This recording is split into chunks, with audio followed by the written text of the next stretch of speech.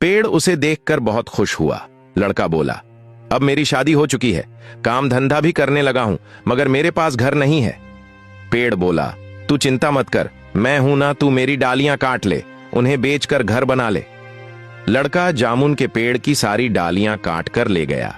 जामुन का पेड़ अब ठूंठ बनकर रह गया था। अब उसके पास कुछ भी नहीं बचा था। बंजर ठूंठ हो जाने के बाद पेड़ बिल्कुल अकेला हो गया था। अब तो उसके पास पक्षी भी नहीं आते थे। अब न नई कलियां फूटी न पत्ते निकले। पेड़ पूरी तरह मुरझा गया था। कई वर्ष बीत गए। अब पेड़ ने उस लड़के का इंतजार करना भी छोड़ दिया था।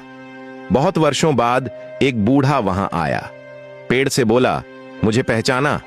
मैं वही हूं जो बचपन में तुम्हारे साथ खेलता था, फिर तुम्हारे जामुन तोड़कर ले गया था, उसके बाद डालियां भी काट के ले गया था।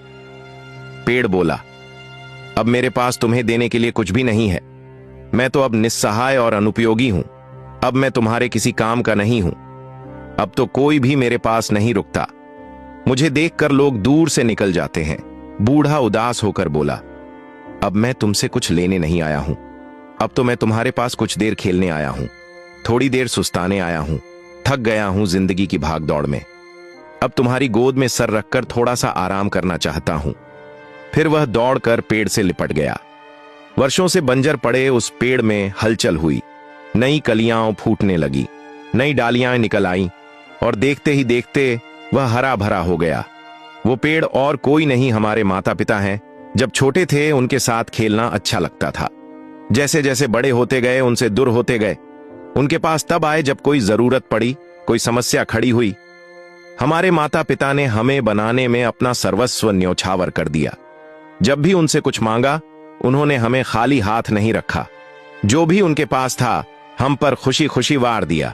खुद कंगाल हो गए, हमें ऊंचा उठाते उठाते। आज भी वे माँ बाप उस बंजर पेड़ की तरह अपने बच्चों की राह देखते हैं। दो मीठे बोल बतलाने के लिए, कुछ पल उनके साथ बिताने के लिए। आओ ना, हम जाके उनसे लिपट जाएं, उनके गले लग जाए। उनको अब हमारी जरूरत है। उनकी बूढ़ी आंखें हर पल हमारी राह तक रही हैं। आओ ना, उनका सहारा बनकर उन्हें फिर से हरा भरा कर दें।